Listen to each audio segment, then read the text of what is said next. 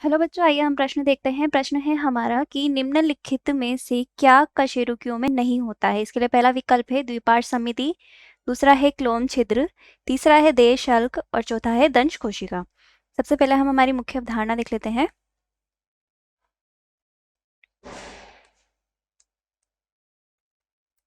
इसमें हम देखते हैं कि जो कशेरुकी है ये ऐसे जीव हैं जिनमें कि कशेरुक दंड उपस्थित होती है, इसलिए इन्हें कशेरुकी कहा जाता है। इनके कुछ लक्षण होते हैं जैसे कि इनमें द्विपार्श्व सममिति पाई जाती है, इनकी सममिति द्विपार्श्व होती है और इसके अलावा इनमें क्लोम छिद्र पाए जाते हैं, इनमें ग्रसनी, गिल्स जिनको कि हम गलफड़े कहते हैं, या फिर श्वसन के लिए इनमें फेफड़े पाए जाते हैं। और इसके अलावा इनमें जैसे कि हम देखते हैं कि जो कशेरुक है उनमें मछली, एम्फीबिया और रेप्टिलिया, एवीज और मेमेलिया,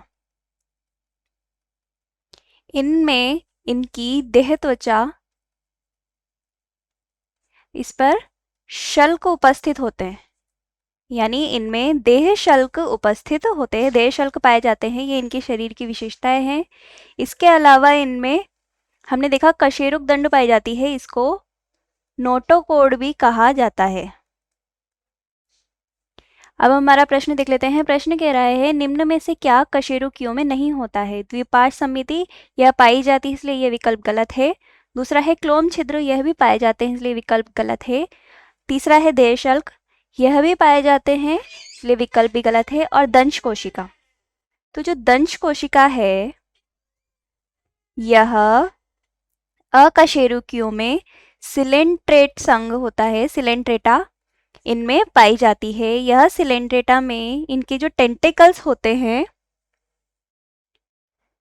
उनमें निडोब्लास्ट कोशिका पाई जाती है, जिन्हें ही दंश कोशिका कहा जाता है। और ये जो निडोब्लास्ट या दंश कोशिका है यह क्या कार्य करती है, यह संरक्षण का कार्य करती है, जो कि एक विशिष्ट रूपांतरण होता है कोशिकाओं का, जो कि इनको सुरक्षा प्रदान करने का कार्य करती है। तो दंश कोशिका जो है वह कशेरुकियों में नहीं पाई जाती है बल्कि सिलेंट्रेटा में पाई जाती है, जो कि एक अकशेरुकी है। तो यह विकल्प जो है हमारा दंश कोशिका, यह सही है।